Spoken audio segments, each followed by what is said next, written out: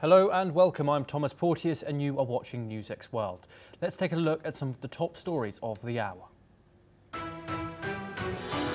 Israeli troops advance into the heart of Gaza City as the military launches the main phase of its operation, targeting Hamas's stronghold. Officials say between 2,000 and 3,000 Hamas fighters are believed to be operating in the city. US Secretary of State Marco Rubio leaves Doha after urging Qatar's emir to remain a mediator in Gaza, even after Israel strikes on Hamas leaders there. Rubio says Washington fully backs Israel's campaign to eradicate Hamas, but warns only a short window remains for a ceasefire deal. A United Nations commission says Israel commits genocide in Gaza, carrying out 4 of the 5 acts defined in international law, including mass killings and starvation. Israel denounces the report as distorted, insisting its campaign targets Hamas and not civilians. A Russian strike on Zaporozhye kills 1 and injures several as President Volodymyr Zelensky says over 3,500 drones and 190 missiles hit Ukraine this month alone. Amid the escalation, President Donald Trump plans to speak directly with Zelensky. President Donald Trump is set to arrive in Britain for a state visit centred on trade and technology, with Google announcing new AI investment. The UK and US plan to sign a deal fast-tracking nuclear power projects, while royal pageantry unfolds at Windsor Castle. US President Donald Trump says Afghanistan, Bolivia, Burma, Colombia and Venezuela have failed to uphold counter-narcotics pacts, warning their US funding is at risk. He repeats accusations that Venezuelan President Nicolas Maduro runs a drug network as the US strikes a Venezuelan vessel, killing 3. The United States and China agree on a framework to shift TikTok to a US-controlled ownership, a move affecting 170 million American users. Presidents Donald Trump and Xi Jinping plan to confirm the deal on Friday in a rare breakthrough amid their trade war. FBI Director Kash Patel is set to testify before the Senate Judiciary Committee, facing tough questions on the Charlie Kirk assassination probe and his handling of the Epstein files. Critics, including Trump allies, are to question his leadership of the Bureau. Now we start with the developing situation coming out of the United Nations, where the promise of never again has been broken. The chair of a UN Commission of Inquiry said on Gaza after releasing a report finding Israel guilty of genocide. The report cites mass killings, forced displacements, aid blockages and the destruction of a fertility clinic. It says Prime Minister Benjamin Netanyahu and other top officials, including President Herzog and former Defence Minister Yoav Gallant, incited these acts. It called them direct evidence of genocidal intent. Israel rejected the findings, calling them scandalous and claiming a political agenda. Pillay warned the ongoing genocide is a moral outrage and legal emergency. The Commission is independent and does not officially speak for the United Nations, which has not yet used the term genocide. Let's take a listen in to what the chair of the said UN Commission of Inquiry, Navi Pillay, and a member of the UN Commission of Inquiry, Chris Sidoti, had to say. Today we witness in real time how the promise of never again is broken and tested in the eyes of the world. The ongoing genocide in Gaza is a moral outrage and a legal emergency. Member states must act now. There is no need to wait for the International Court of Justice to declare it a genocide. All states are obligated to use whatever means within its power to prevent the commission of genocide. And so we urge member states to ensure accountability for any crimes that have been committed and prevent further crimes from being committed, not just in Gaza, but the entire occupied Palestinian territory. These reports should be taken seriously, but honestly, the Israeli responses are becoming so boring. You know, they say the same thing every time. They're producing the responses by ChatGPT these days, and they spend so much money in the Foreign Ministry on propaganda, you'd think that they would actually come up with something original.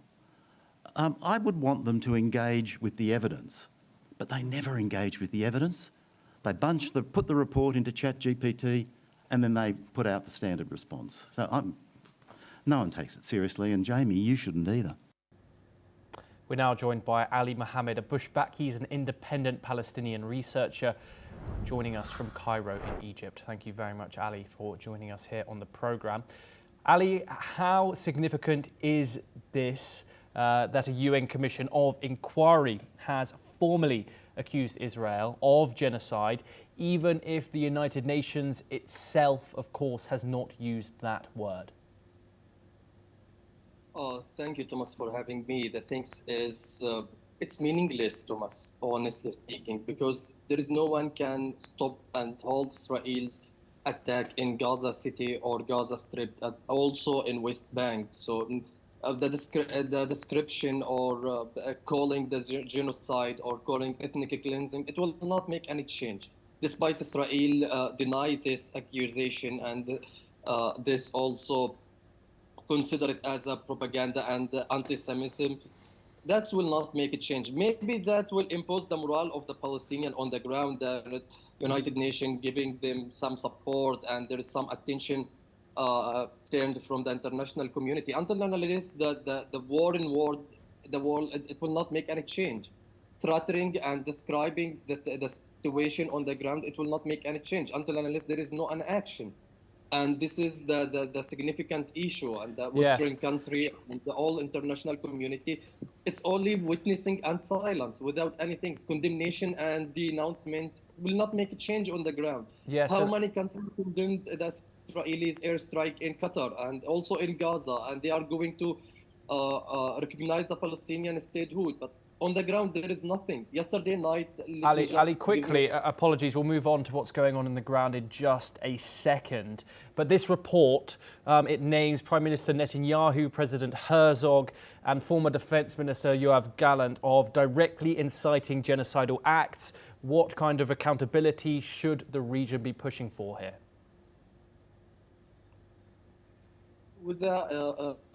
With the impunity, so there is nothing.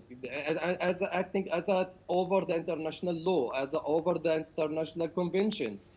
According to Geneva Conventions, the civilians are protecting according to the protocols. But Israel also targeting the civilians' infrastructure, civilians' belongings, civilians' homes. We have seen last week how many high-rise citizen and civilians unit Israel bombard. Yesterday night, Palestinians, they described the night as a heroes of the day of judgment. So you can't imagine. Yesterday night, Israel bombarded several of area in Gaza continuously without one single moment of silence. Okay. Continuously bombardment, continuously there is artillery shields, there is a quadcopter shooting civilians. Most of the civilians lie on the ground, on the street. There are shelterless. So this is confirm how much the desperate civilians in Gaza City, they have no other choice. According to Israelis statement, estimated, there is around 300,000 of civilians flee Gaza City, but there is also 1 million they couldn't able to leave. Where they should go? 1 million civilians can't be settled down in Mawasi Khan Yunis. Mawasi Khan Yunis, the humanitarian aid, humanitarian zone that Israel described it, there is a continuous bombardment. There is a continuous targeting of civilians at that area. So no need for description about genocide or no. The evidence, it's visible for everyone on the ground. Civilians, only the casualties. If you will if you will see the footage yesterday night, all the casualties, children. They are suffering from the amputation. Yeah. So I can't believe it. Also, Israel bombarded Asumud flotilla, also bombarded Qatar. So also yesterday, Yes. it was a bombardment in Ali. Lebanon. Yes. Ali, Thomas. do stay with us. We have some further developments from the issue. We have international leaders' reactions that have started pouring in on the UN inquiry, condemning the report that has come in. Germany has strongly opposed the report which has come out. Germany's Foreign Minister Johanna Wadephul says Berlin opposes the operation of Israel going into Gaza City and is pressing Israel to pursue ceasefire talks and a deal to free hostages. He called Israel's new ground assault on Gaza City completely wrong. The Swedish Foreign Minister Maria Malmer Stalingrad has also slammed the Israeli ground assault, saying they are extremely worried about the Gazans. Let's take a listen in to what the German Foreign Minister and Swedish Foreign Minister had to say. Die im Bericht beschriebenen Vorfälle sind außerordentlich besorgniserregend. In bewaffneten Konflikten sind alle Parteien an das humanitäre Völkerrecht gebunden. Um das Leiden in Gaza zu beenden, ist es entscheidend, aus unserer Sicht, das haben wir immer wieder betont, dass es endlich zu einem Waffenstillstand kommt. Die neuerliche Offensive in Richtung Gaza-Stadt ist in dieser Hinsicht die vollkommen falsche Richtung. Wir lehnen das ab und haben das auch gegenüber der israelischen Regierung deutlich gemacht. Das ist ja letzten Endes auch die Basis für die Restriktionen, die wir bei den Waffenlieferungen als Bundesregierung vorgenommen haben. Today's news about the attack on Gaza City, we from the Swedish side are extremely worried, and we have been very clear from the very beginning when these plans were presented that any change by force of territory would be a breach of international law. And we are extremely worried about the situation in Gaza, and we mean that we need to put more pressure on the Israeli government to let humanitarian aid in, but also on Hamas. Meanwhile, the European Union has warned that Israel's ground assault on Gaza City could worsen the humanitarian crisis. The EU says the military operation will cause more destruction, death and displacement and put hostages' lives at risk. UN Rights Chief Volker Turk has also urged Israel to halt its ground operation in Gaza City, warning that the ongoing carnage must stop immediately. Turk called the destruction wanton and stressed the urgency to end the violence. We are once again joined by Ali Mohammed Abushbak to discuss this further. Ali, Germany, one of Israel's closest allies, yet his foreign minister has now called this ground offensive completely wrong. It's also, of course, paused some arms going to Israel. How big and how much of an impact has Germany's shift in momentum away from Israel been in its conflict in Gaza? It's just only a moral symbolic for the Palestinian and for the regional audience, only. And also it will not impact the relationship, a tight relationship between Israel and Germany as the strongest and as a closest alliance with Israel. Always Germany used to take a stand to Israel, not even neutral, but it's only giving a moral for giving a hope for the desperate civilians, but it's meaningless.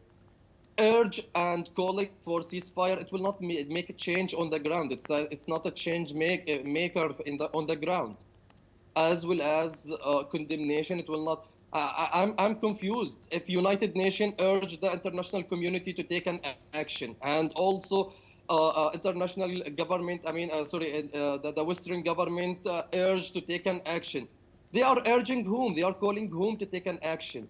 If the United Nations, one of the powerful agency and organization in entire the world, they can't take an action to hold and stop the war, then who will stop it? Palestinians should stop it, or Israeli, or I can't believe in that.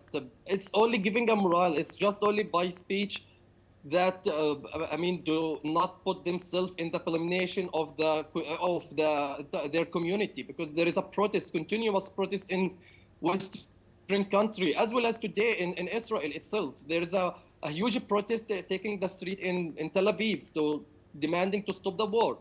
So the thing is, now they are embarrassed from the public opinion, from their people. They couldn't do anything. It's like a complicit with this genocide, or in this war in Gaza, by keeping silence. It's like paralyzed this international community and United Nations. So I don't understand who will stop it, the war. If Hamas going to release the hostages, Benjamin Netanyahu, he will find several of hundred excuses to continue the war, despite the militant commander in Israel. They are urged and they are warning Benjamin Netanyahu to stop the war and do not invade Gaza, because it will lose several of Israeli casualties. But he insists to invade Gaza to make Ben Gvir and Smotrich more satisfied and more happy, and to save his coalition, far right wing coalition with Smotrich and Ben Gvir. Okay. So the things is more complicated. The whole international world, all the world, it seems like a paralyzed without any kind of action. So world, it will not make a change. The people continuously displaced. As I mentioned to you yesterday night, Palestinians, they are describing the night is like a horror of the Day of Judgment. Yes. There is Ali, I'm really sorry to interrupt you, that we have run out of time. I'm really sorry. Thank you very much for joining us here on the programme. We do have some small updates coming from the region still. We have updates from the enclave. Large plumes of smoke rose over Gaza today as Israel launched the main stage of its long-awaited ground offensive. There we see the visuals that have just come in. Residents described the heaviest bombardment in 2 years. Meanwhile, an overnight Israeli strike leveled 2 buildings in Gaza City, killing and wounding dozens, witnesses and medics say. Rescue teams and residents searched rubble for survivors. Israel says it targets Hamas and aims to free hostages. Let's take a listen in to some of the residents. أحزمة نارية هان، وكان صعب الوصول هنا. أخذنا العديد من الشهداء والإصابات، منها خطيرة ومنها طفيفة، لكن الوضع كان صعب جدا جدا، وكان صعب الوصول للمكان. كان قذائف، كوادكاب، صواريخ، طائرات استطلاع، طائرة 16. كان الوضع سيء جدا جدا، حالات كثير. كان دار 3 طوابق، وكمان دار جنبها 3 طوابق نزلوها. كان ابو محمد حمد، وانا دار عمي ابو كمال، اولادهم اولادهم واطفال، ومش عارف يعني الواحد معه صار زي هستيريا. ايش الاطفال عاملينه مش عارف الواحد ايش عاملين. اطفال راسه نلاقيه هناك ورجلين نلاقيه هناك، واللي طاير بعد 20 متر، وهينا لحتى الان من الساعه 3 الفجر لحتى الان واحنا بنطور. Now, ground troops are moving deeper into the city to confront up to 3,000 Hamas fighters. Defence Minister Katz said the IDF strikes to destroy terrorist infrastructure and secure hostages. Gaza health officials, however, reported at least 40 people dead in the early hours. We will, of course, bring you all the updates coming out of the Gaza-Hamas conflict as we get them here on NewsX World. However, next, we move on over to Europe, where a Russian drone strike hit central Kharkiv in broad daylight today, damaging an educational institution and injuring at least 4 people.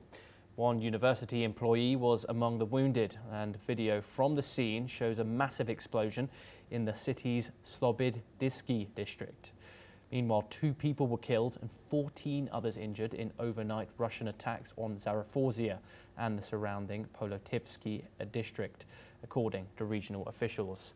Ukraine reported intercepting 89 of 113 Russian drones overnight, while Russia claimed it shot down 87 Ukrainian drones across several regions.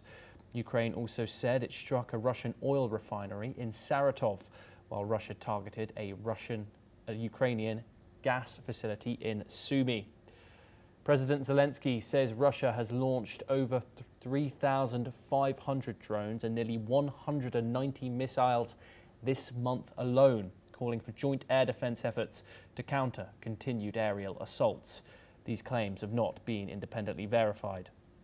Both sides continue to carry out strikes across the front line and into each other's territory, with no signs yet of a ceasefire or de-escalation.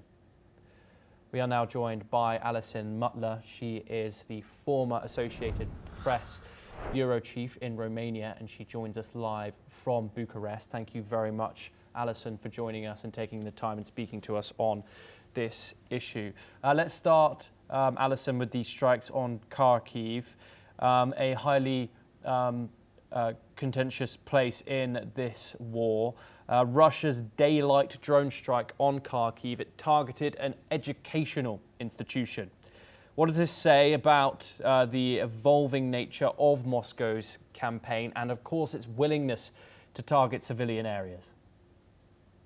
I think what we're seeing is an escalation of Russia's invasion, Russia's war against Ukraine. The fact that it's no longer targeting military, no longer hitting military just military targets or infrastructure like bridges, but they're actually going for civilian targets. That shows that the level of Russia's aggression is increasing. That is also putting pressure on the West, on NATO. How do we respond? How do we act, particularly with the American president, Donald Trump, dithering somewhat on sanctions? He says he'll place sanctions, and then he sort of he steps back a bit. So I think Russia is showing that it's very serious about attacking Ukraine. It's very serious about continuing the war, and it will escalate the war. And it seems to me the only thing that would hold Russia back is either it manages to convince the West to some sort of ceasefire, which would be unfavorable to Ukraine, or that the West does and NATO does apply more force and sanctions have been promised, but they haven't come through on them. Alison, just very quickly, because we're running out of time. Some European publics are growing very wary of the war. Romania, of course, had a brief incursion on Sunday of a Russian drone. How sustainable is this long-term European support for Ukraine amid domestic political and economic pressures? Well, we have to look at Europe in two ways. We have Western Europe, Portugal, Spain, France. The war is very far from their borders, so I don't think it's a daily reality. In Eastern Europe, it is a daily reality. Romanians, I have to say, have been somewhat complacent about Russian incursions into their airspace. And in fact, yesterday, the Defense Ministry sent out a statement saying there had been 11 incursions by Russian drones into Romanian airspace since the Ukraine war. I think the Romanians have been either unaware, not caring, or not thinking it was particularly important. But I think since Poland, there were the violation by 19 drones, I think, on Polish territory, their tensions and fears have escalated. So I think in Romania, for example, and probably Poland and other border countries, the Baltic states for sure, there is definitely not fatigue. In fact, I think people are waking up to the threat that this war potentially could spill over the borders from Ukraine into Europe, into NATO and EU members. But I can imagine there is definitely war fatigue in countries which are far removed, geographically speaking, as I mentioned at the beginning, from the war. Yes, Alison, do stay with us for some later discussions. We move over to the United States for our next story, however, where FBI Director Kash Patel is facing intense scrutiny as he prepares to testify before Congress. Patel is under fire for how he handled the investigation of Charlie Kirk's murder recently, including a rushed announcement and the public disclosure of evidence, moves that have alarmed officials at the Justice Department. He also faces questions over his dismissal of senior FBI staff, with former agents accusing him of political bias. Patel's management of the Jeffrey Epstein files is also expected to be one of the central topics during the hearings. Lawmakers will use the sessions to assess whether Patel's leadership is damaging the FBI's reputation and its ability to enforce the law impartially. We are now joined by Shruti Dasgupta. She is an international affairs expert and she joins us live from New Delhi. Of course, Shruti, Donald Trump did appoint Kash Patel to the position of FBI chief. Donald Trump's appointments were seen as controversial, as very much political. How much of a grilling do you think Kash Patel is going to get by Congress of him apolitically putting forward balancing the FBI impartially? I understand that when he was appointed, he went through quite a grilling at that particular time himself, contesting the various statements that he's made in various podcasts, his public media bites that he gives. And as a result, the Congress were pretty harsh on him during his nomination period as well. So beyond that, when they get a second chance at him, because of his, I believe the numbers are ranging between 3,000 to 5,000 FBI employees that have been fired by or asked to go on their own under the influence of Kash Patel, then Congress has a bone to pick with him, because now they can project this particular incident and the way it is being handled as an incompetence of an understaffed force.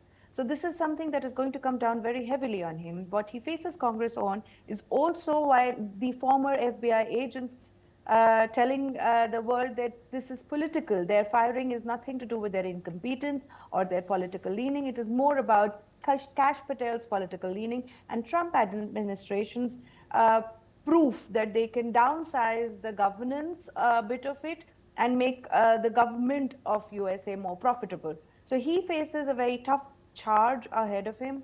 He did make a lot of mistakes while he was part of this Charlie Kirk scenario. He first posted about it and said the suspect is in custody. Then within 59 minutes, I believe, he said, no, he has been released. And then with the Tyler Robinson thing coming in, where's the gun? Where are the photographs? Him and his deputy have been talking about where there is a lack of communication happening between them and the rest of the bureau. They're leaning down heavily on the security forces. And it seems as if it is more of a push of ego rather than a joint effort to find justice for the people who support Charlie Kirk, as well as the victims of the victim and his families. So it is more become a political posturing as of now, and this is exactly what he's going to face when he comes down in front of the Congress committee. Yes, thank you very much, Shruti Dasgupta, for joining us here on the programme. Always a pleasure to get your insight. For our next story, we move back to Europe, where Poland's new president, Karol Nawrocki, has once again raised demands for reparations from Germany for the devastation caused during World War II. During his visit to Berlin today, Nawrocki emphasised this issue and has called for compensation, estimated at 1.3 trillion euros. This demand risks straining relations between Warsaw and Berlin at a time when European unity is vital amid ongoing security threats from Russia.